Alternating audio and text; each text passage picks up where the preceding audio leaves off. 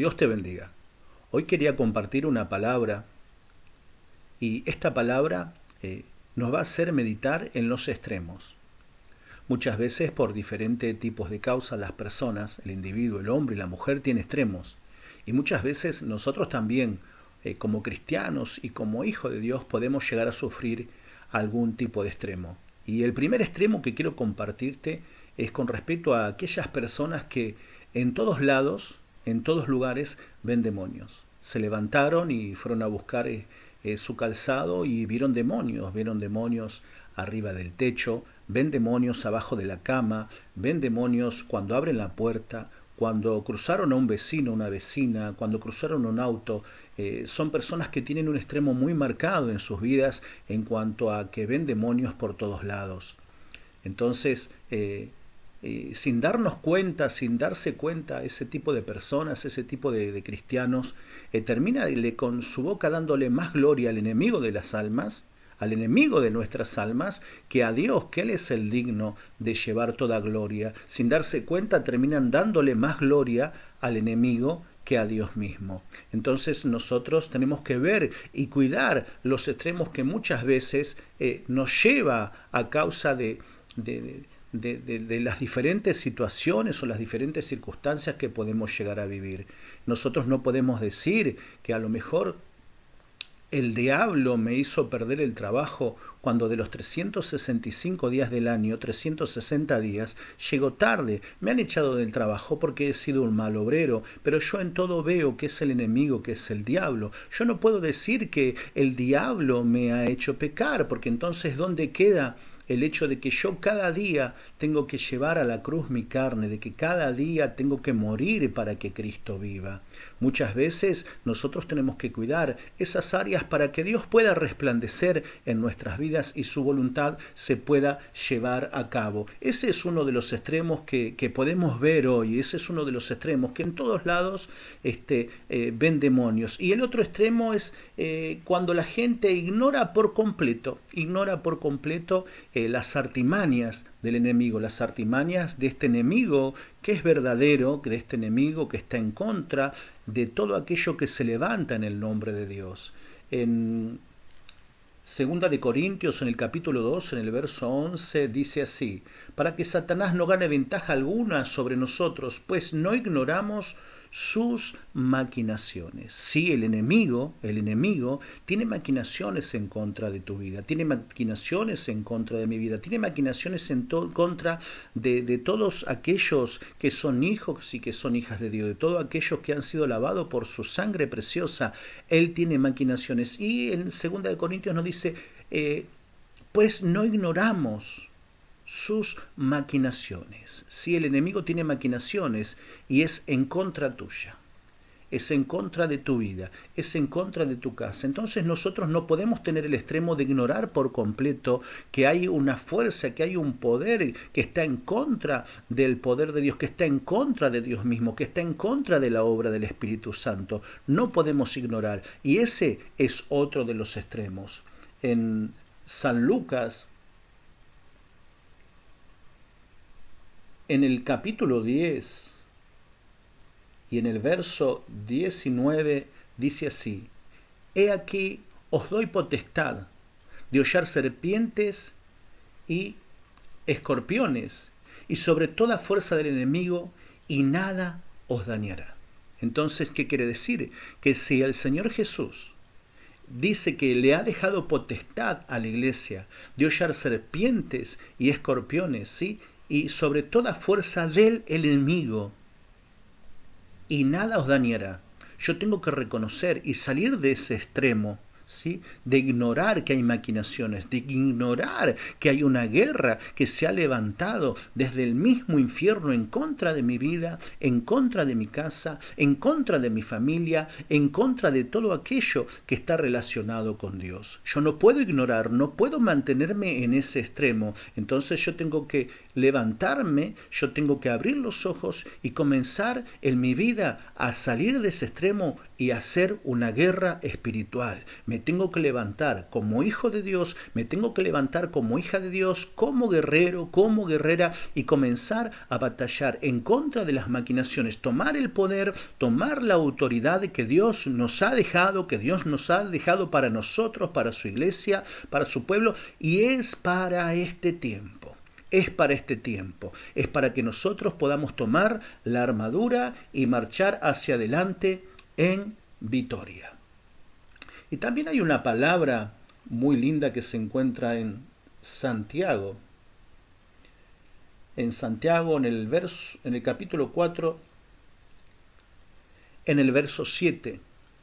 Y dice así: someteos pues a Dios y resistid al diablo y huirá de vosotros. Y en esta rápida meditación, en esta rápida repaso de estas palabras tan lindas de los extremos, no quiero dejar pasar por alto esta palabra donde dice: someteos pues a Dios, resistid al diablo y huirá de vosotros. De ninguna manera yo puedo esperar, si no me someto a Dios, ¿sí?, que el diablo huya de mi vida. Debemos acá que nos encontramos con ¿qué? Con una condición. Muchas veces las personas se creen que porque se levantan o porque se paran, simplemente pueden tomar y ejercer autoridad, ¿sí? Pero la Biblia, ¿qué es lo que me dice a mí para que mi oración, para que mi guerra, para que mi levantar en el nombre de Jesús sea efectivo? Yo primeramente me tengo que someter a Dios. Entonces ahí sí estamos hablando de una persona que está en la condición necesaria delante de Dios para poder enfrentar esto que le puede estar pasando, para poder hacer guerra, ¿sí? Yo no creo en esas personas que de repente no se están sometiendo a Dios y están haciendo una guerra. Yo no creo en ese poder, porque la Biblia a mí me dice: someteos pues a Dios, resistir al diablo y huirá de vosotros. En primer momento vemos que, en primer lugar, me tengo que someter a Dios. Después sí, sometido a Dios, haciendo su voluntad. Eso es someterse a Dios. Tomar su voluntad y hacerla en mi vida. Yo no puedo esperar el respaldo de Dios para mi vida si no estoy sometido a Dios. Yo no puedo esperar que el enemigo retroceda si no estoy sometido a Dios, si no estoy cumpliendo su palabra en mi vida. Si tomo la Biblia o tomo la palabra o tomo su palabra simplemente porque, bueno, hoy la leí, pero no tengo conciencia, no tengo una conciencia clara, no tengo el conocimiento clarificado en mi vida como para poder enfrentar y que mi guerra sea efectiva, que cuando me levante, que cuando me pare, el enemigo comience a huir. Tengo que someterme a Dios para luego sí resistir al diablo, y la Biblia me dice que va a huir de mi vida. Someteos pues a Dios, resistir al diablo y huirá de vosotros. Esta es una palabra viva, una palabra eficaz. Entonces Dios en esto no solamente me enseña a salir de los extremos, sino que me enseña también a poder caminar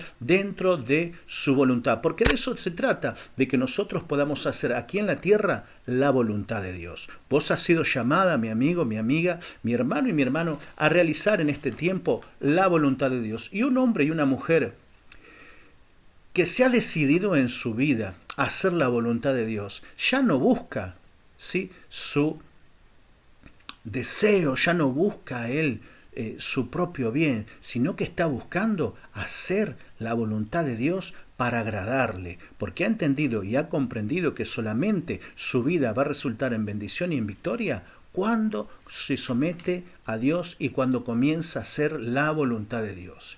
Y bueno, también podemos tener una pregunta acá: ¿puede el enemigo influenciar a los cristianos? ¿Qué pregunta? Pero también la Biblia nos trae una respuesta. Si el enemigo puede influenciar a los cristianos, vamos a ver en Mateo, en el capítulo 16,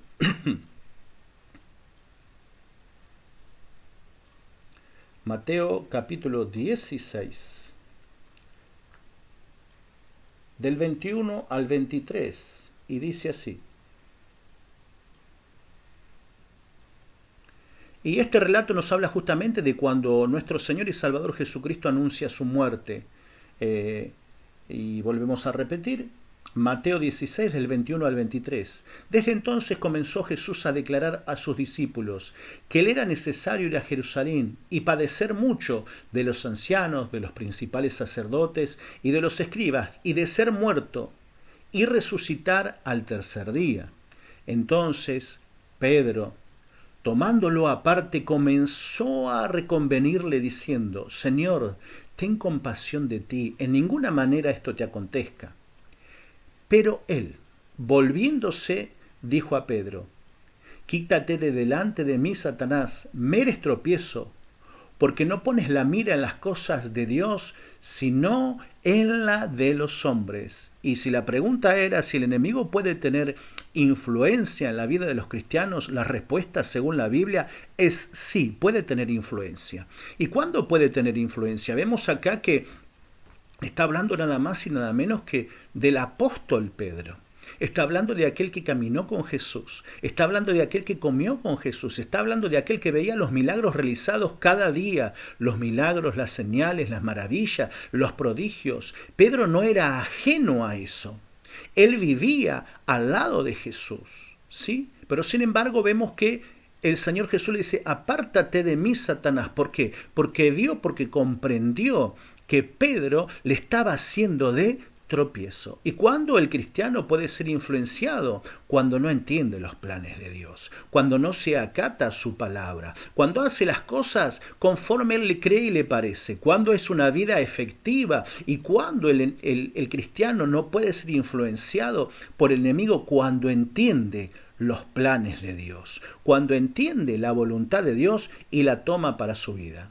Fíjese que Pedro estaba tan cerca de Jesús, pero él no había entendido los planes de Dios. Él no había comprendido los planes de Dios. Y los planes de Dios para tu vida, los planes de Dios para mi vida, están escritos en la Biblia. Entonces nosotros, para no ser influenciados por el enemigo, primeramente tenemos que entender y comprender bien los planes de Dios para este tiempo. ¿Sí? No nos podemos detener ya con fábulas, sino que nos tenemos que detener a leer, sí, detenidamente la palabra de Dios, que ahí se encuentra escrita toda la voluntad de parte de Dios para cada una de nuestras vidas. Y quería compartir un hecho también muy sobresaliente de dos personajes también muy importantes en Hechos, en el capítulo 5. Hechos capítulo 5.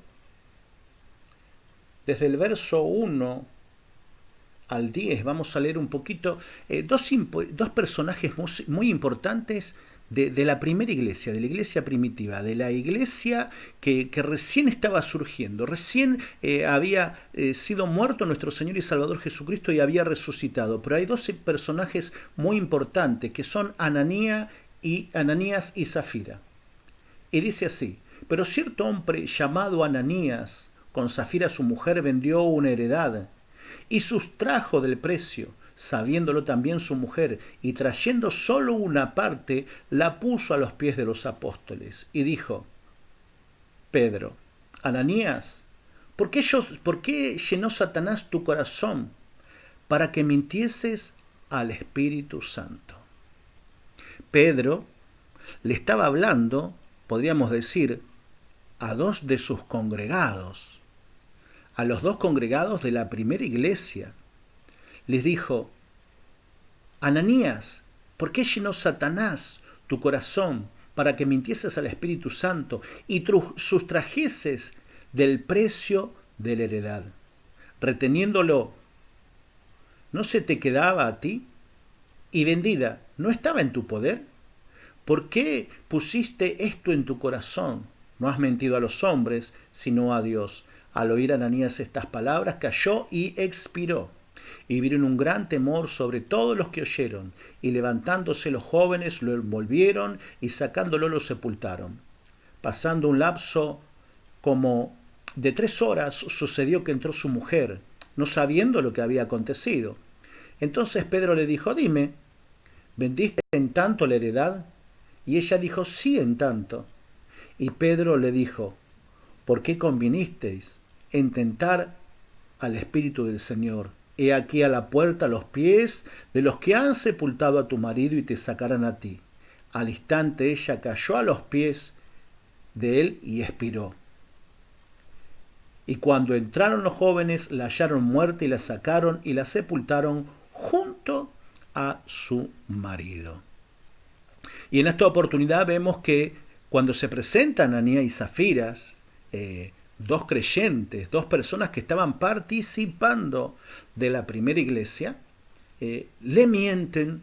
Entonces le dice: no mentiste a los hombres, sino mentiste al Espíritu Santo. Pero anterior a eso le dice: ¿por qué dejaste que Satanás llenara tu corazón? Entonces, cuando nosotros los cristianos no nos sometemos a la voluntad de Dios, no nos sometemos al poder de Dios, podemos llegar a ser influenciados. Yo simplemente quiero compartir lo que está escrito en la Escritura y lo que es la Biblia, la palabra de Dios, que me enseña. Y sí podemos ser influenciados. Por eso tenemos que estar expectantes, por eso tenemos que cuidar hoy más que nunca nuestra relación con Dios, tener muy claro hacia dónde vamos, ¿sí? Y qué es lo que tenemos que ganar y qué es lo que tenemos por perder. Tenemos por ganar una vida eterna y también si no la cuidamos la podemos llegar a perder. Por eso es muy importante que nosotros estemos tomados y aferrar nuestra fe aún más y más a sus escrituras, aún más y más a lo que es la palabra de Dios. Por eso nosotros vamos a compartir una palabra que se encuentra en Primera de Pedro 5:8 y dice así: sed sobrios y velad, porque vuestro adversario el diablo, como león rugiente, anda alrededor buscando a quien devorar. Dice la Biblia: sed sobrios y velad, porque vuestro adversario el diablo, como león rugiente, anda alrededor buscando a quien devorar. Y es hora de velar. ¿Y cómo podemos decir una persona que está velando? Una persona que está velando, una persona que está vigilando, simplemente porque se ha quedado a hacer una vigilia a la noche. No, una persona que está velando, que está mirando, que está cuidando. Sed sobrios y velad, porque vuestro adversario anda como león rugiente alrededor buscando a quien pueda devorar, ¿sí? Tiene que velar usted, tiene que velar por su salvación, tiene que velar por su santidad, tiene que velar por su condición para con Dios, tiene que velar para que cuando usted se pare en el nombre de Jesús pueda hacer una guerra y esa guerra esté completamente respaldada por el Señor. Una persona que no está velando, una persona que no está cuidando, ¿sí?, por lo que le acontece en cuanto a lo que es lo espiritual, una persona que no está cuidando y se va a un extremo o se va al otro y no pone un equilibrio en su vida. El equilibrio te lo va a dar la palabra de Dios, ¿sí? Tenés que velar para que ningún extremo juegue en contra tuyo, para que vos puedas tener un equilibrio a través de su palabra y puedas llevar adelante bendición y victoria para tu vida y para tu casa. En segunda de Pedro,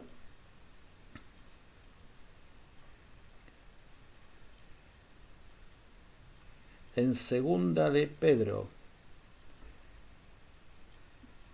1:5. Y vamos a leer desde el 5 hasta el 7. Dice así: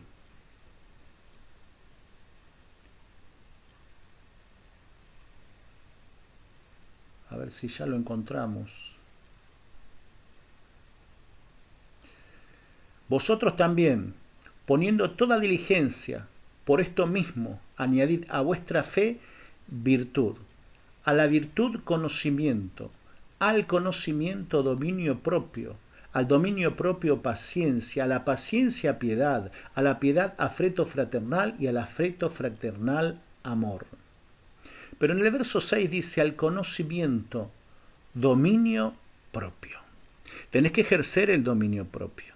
Tenés que ejercer el dominio propio para poder entender y comprender las cosas que son relacionadas, ¿sí?, al mundo espiritual. Y vemos que hay cosas que dependen netamente de Dios. Hay cosas en las cuales quiere influenciar y trabajar el enemigo de nuestras almas. Y hay otras que dependen totalmente de vos y de mí, ¿sí? El dominio propio. Tenemos que ejercer el dominio propio para que nosotros podamos llevar adelante un equilibrio. Y dentro del dominio propio, ¿sí? Yo tengo dominio propio no solamente para dominar algunas áreas de mi vida, sino para llevar adelante como hijo de Dios, como hija de Dios, todas. Y en el dominio propio, yo sé que tengo que tener dominio para qué, para orar, tengo que tener dominio para llevar adelante que una conducta en cuanto a Dios, ¿sí? Tenemos que ejercer el dominio. Si nosotros no ejercemos el dominio propio en nuestras vidas, no va a haber efectividad, porque una persona que no tiene dominio sobre su vida y que en el dominio propio no practica las conductas espirituales, ¿sí? No puede tener una victoria en su vida. ¿Por qué? Porque le ha faltado. La Biblia nos aconseja que le agreguemos que dominio propio. Y en Proverbios,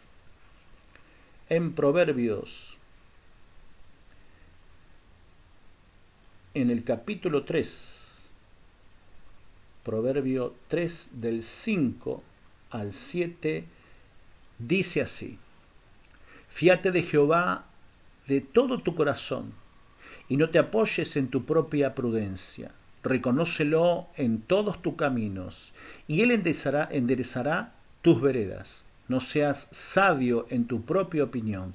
Teme a Jehová y apártate del mal. Fíate de Jehová de todo tu corazón y no te apoyes en tu propia prudencia.